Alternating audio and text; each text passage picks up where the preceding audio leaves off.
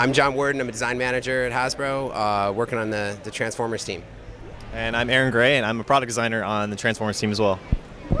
Now, for a lot of people, the Transformers toys are just toys. But is there a lot of lore attached to Transformers toys that you could tell us about?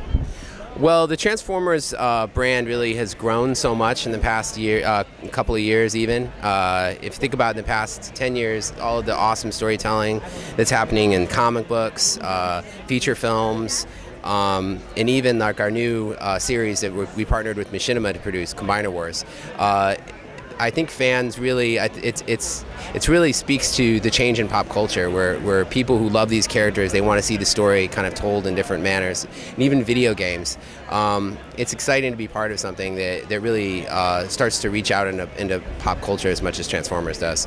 Would you like to add anything to that? I think he answered it pretty well. We're getting excited for Machinima on August 2nd, but yeah.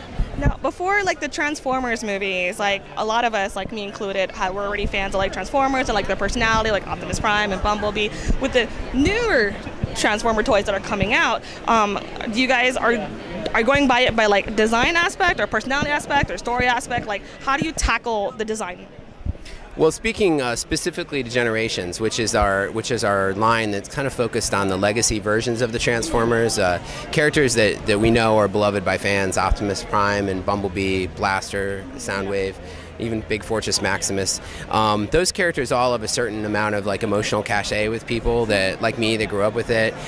But I think that every one of those characters have cool attributes that actually make them cool for a new generation. So when I work with Aaron, he does an incredible job of bringing these characters to life in a way that transcends generations. So I've said it before that you don't need to explain that a crocodile that transforms into a robot is cool. Like, there's little kids here that are walking around like, wow, what is that guy? And we know it's Skull Cruncher, Skull Smasher, but to a little kid, I mean, it's amazing. And that's what's so great, like working on all these new versions like the Sharkticon or Bumblebee, like they're energized with the kind of the spark of something new, but they retain all the things that you and I love about Transformers. Yeah, sure. And just that John does a great job of kind of making sure that we analyze the key aspects of the original designs that we're basing our figures off of and kind of figure out what fans like, what they like with their personality, their character, also the story, so we can put that in there, and we try and do a great job of matching colors to G1 so that we can make good updates with heart that the fans will like. And it's been a while since I've played around with Transformers toys, but from what I understand, the newer line, it's like a combination, or there's like a newer way of locking it, or some sort of, like, if you could explain on that.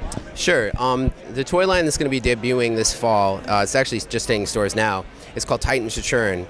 And fans of the original series might remember that you've got small Transformers are actually always been sort of a part of Transformers history. You had the Target Masters, the Headmasters, the Power Masters. With Titans Return, we're kind of putting it all under a single universal system called the Titan Masters.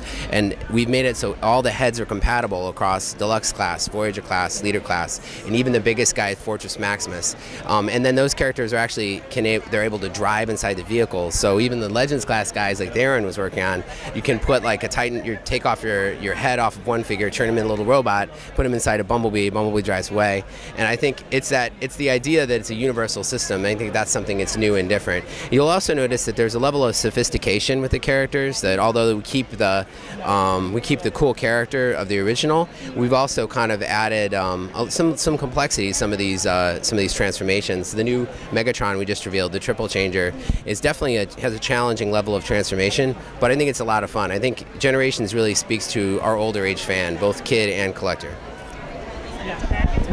Yeah, I think the system really complements the magic of transformation in that, you know, the more you play with your figure, the better at transforming you get. And then likewise with the Titan Masters, we have little areas and little nooks and crannies for these guys to hang out and play on. So like one of them might be able to man a turret station, like I said, fit in a cockpit. Legends Knock and even chomp on a little Titan Master. So we've got little great things like that. Yeah. So little things that you can discover, you know, as you continue playing with your figure. So much history with Transformers. What is like your favorite part in like designing and then like seeing like coming into San Diego and like seeing the children's reactions and the adults' reactions? Like, what's like the coolest part of your? For me, whenever you have the ability to make something and you see it come to life in a physical form, the magic of play is an incredible thing. Like it really brings generations of people together. And now we're living in an exciting time where you have moms sharing their hobby with their sons or daughters. You have fathers, sharing it with their kids too. And it's all about bringing people together. And when you see a kid just get super excited about a creation that we did, I mean, it really makes that whole year of development worthwhile. It's exciting. What about you? I likewise. I love seeing the smiles, and I love the energy. It really energizes to go back to Rhode Island and continue making these guys as good as we can, as well as we can. All of them. What's your favorite Transformer?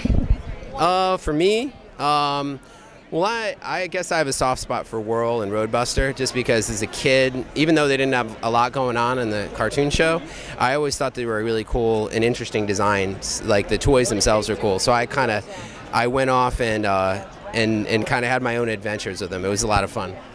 I'm a fan of flying vehicles, so I got to go with the jets. I got to say Jetfire. So yeah.